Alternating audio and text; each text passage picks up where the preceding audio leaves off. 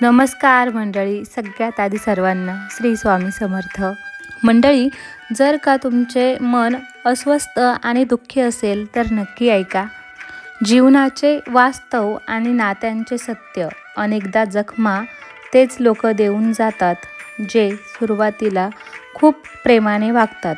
थोडा वेळ लागेल, पण खात्री ठेवा, तुम्हाला एकटेपणात खूप शांतता मिळेल. एखादं नातं कितीही का बिघडेना, जर सुधारायची इच्छा असेल तर सर्व काही ठीक होऊ शकतं. माझ्या एकटं राहण्याचं एक कारण हे सुद्धा आहे की मला खोट्या लोकांशी नातं तोडताना भीती वाटत नाही. चुका तर आयुष्यात खूप झाल्या, पण ज्या चुका लोकांना ओळखण्यात झाल्या त्याचं नुकसान सर्वात जास्त झालं. आम्ही वेडे होतो जे मन साफ ठेवायचो, पण आम्हाला काय माहीत होतं की लोक इथे चेहरा पाहतात.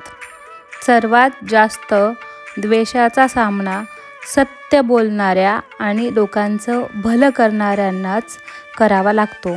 नात्यांमध्ये वाढणाऱ्या द्वेषाचं एक कारण हे सुद्धा आहे की आजकाल लोक परक्यांना आपलं करण्यात आणि आपल्याला दुर्लक्ष करण्यात गुंतले आहेत. नातं जर टिकवून ठेवायचं असेल तर चांगुलपणा सांगत राहा, आणि जर संपवायचं असेल तर सत्य बोलून द्या.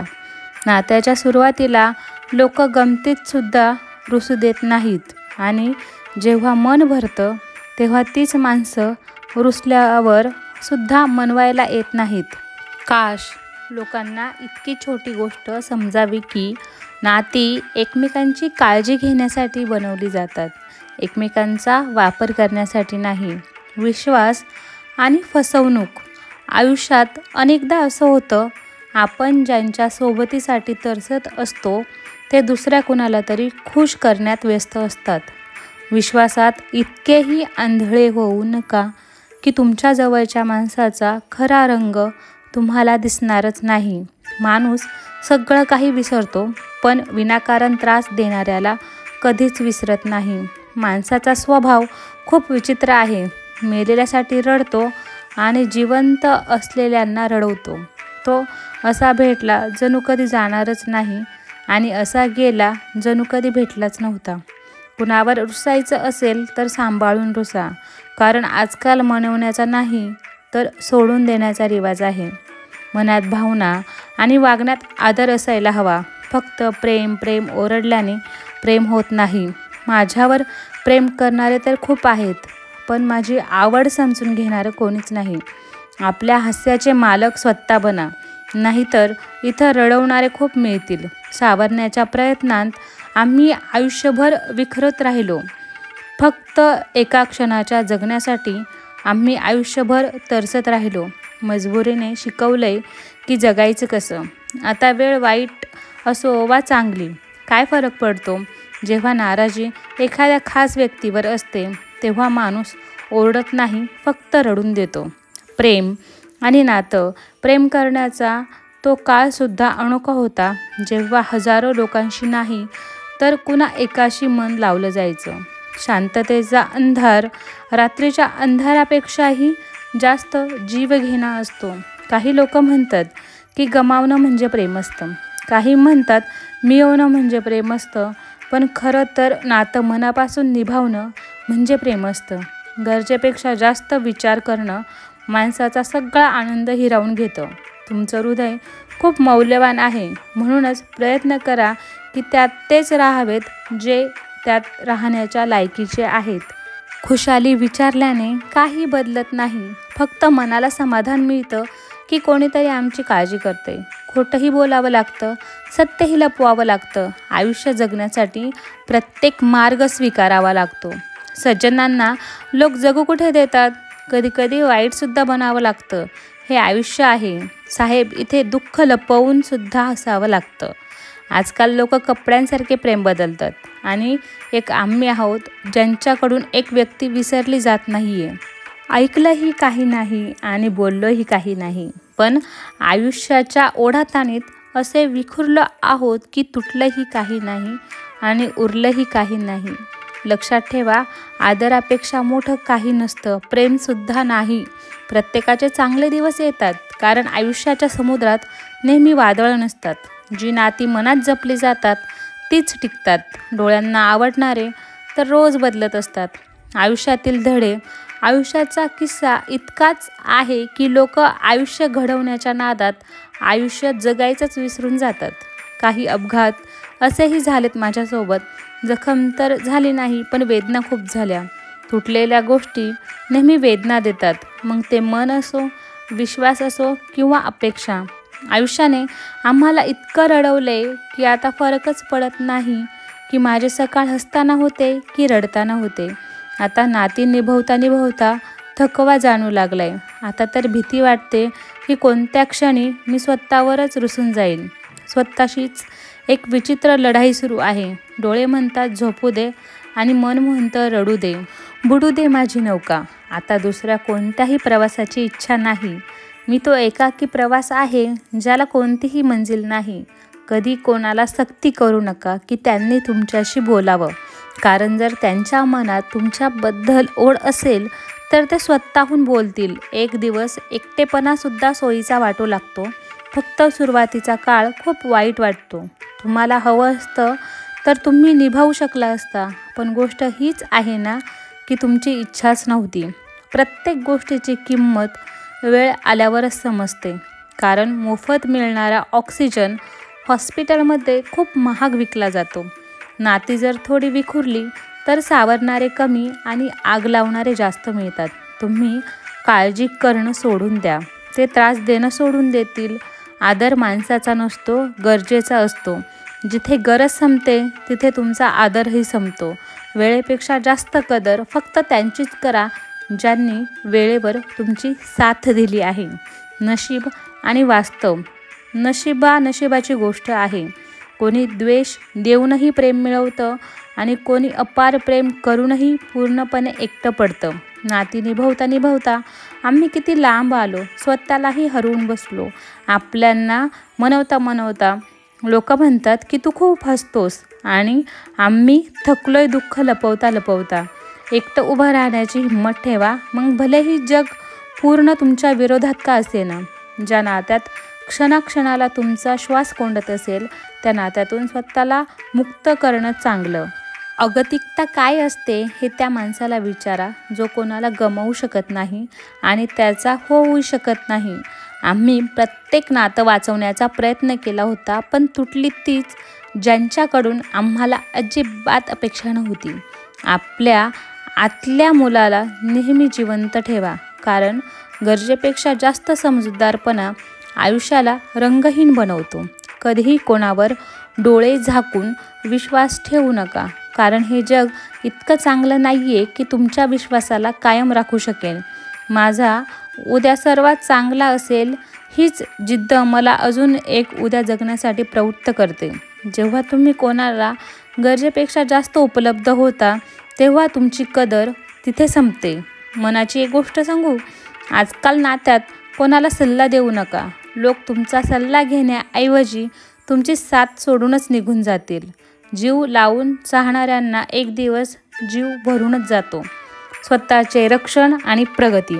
मनातील गुपित तुम्ही आपल्यांना सांगता, पण ती गुपितं परक्यांपर्यंत पोहोचतात. म्हणून कोणाला आपलं गुपित सांगण्यापूर्वी हे नीट समजून घ्या की तो खरोखर तुमचा आपला आहे की फक्त तुम्हाला आपला वाटतो. प्रार्थना कधीच अपूर्ण राहत नाही, फक्त माणूस संयम ठेवत नाही. जिथं असं वाटेल की तुमची खूप जास्त काळजी आणि कदर करणं इतरांसाठी त्रासदायक ठरते, तिथून निघून जाणंच योग्य असतं. तुमच्या आयुष्यात पुन्हा पुन्हा कोणी येणार नाही, म्हणूनच त्या प्रत्येक व्यक्तीची कदर करा जी तुमच्या आयुष्यात फक्त तुमच्यामुळे आहे. म्हणतात की पहिलं प्रेम विसरता येत नाही, मग लोक आईवडिलांना कसं काय विसरतात? जगावर केलेला विश्वास कदाचित तुटेलही, पण जगाच्या देवावर केलेला विश्वास कधीच तुटत नाही. या जगात कोणीही आपलं नाही आणि हे एक मोठं सत्य आहे. पण याच्याशी तुम्हाला लढायचं नाही आहे, तर याचा स्वीकार करायचा आहे. वेळ जेव्हा माणसाला बदलायला शिकवते ना, तेव्हा माणूससुद्धा वेळेला बदलायला शिकतोच. कोणाचं दुःख समजून घेण्यासाठी माणसाच्या आत माणुसकी असणं गरजेचं आहे.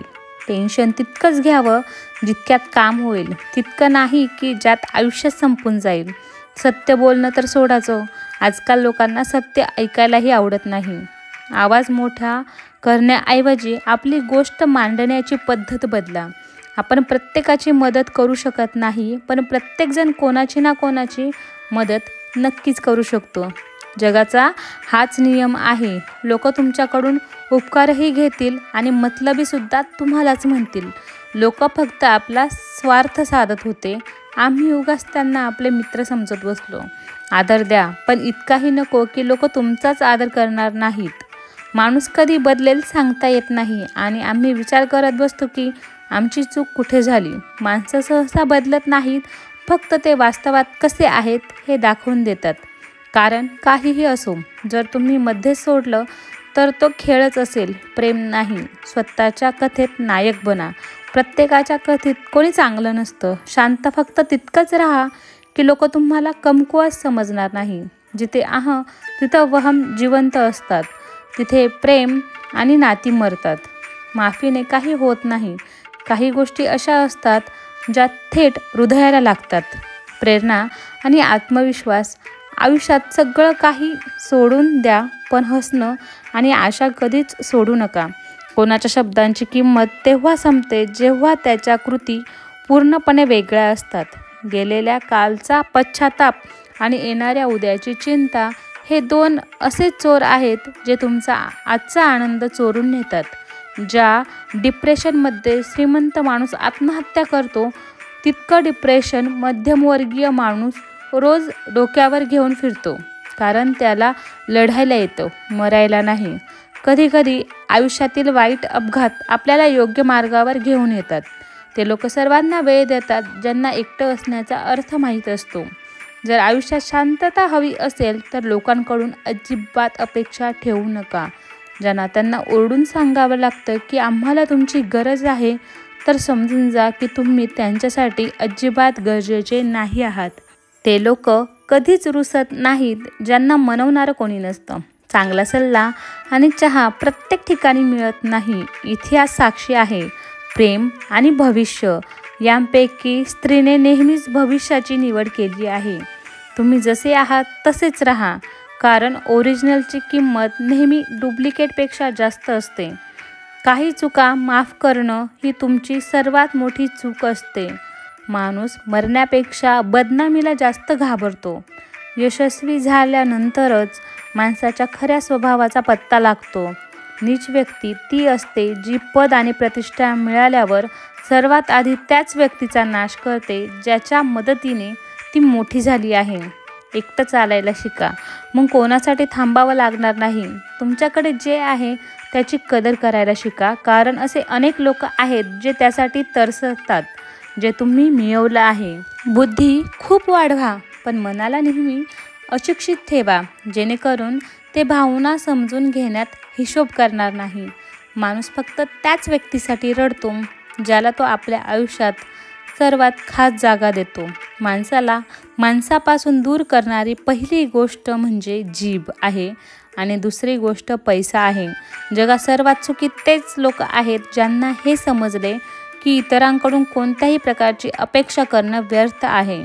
आयुष्यात थोडं दुःखही गरजेचं आहे. नेहमी सुख मिळत राहिलं तर तुम्ही आयुष्यात कधीच पुढे जाऊ शकणार नाही.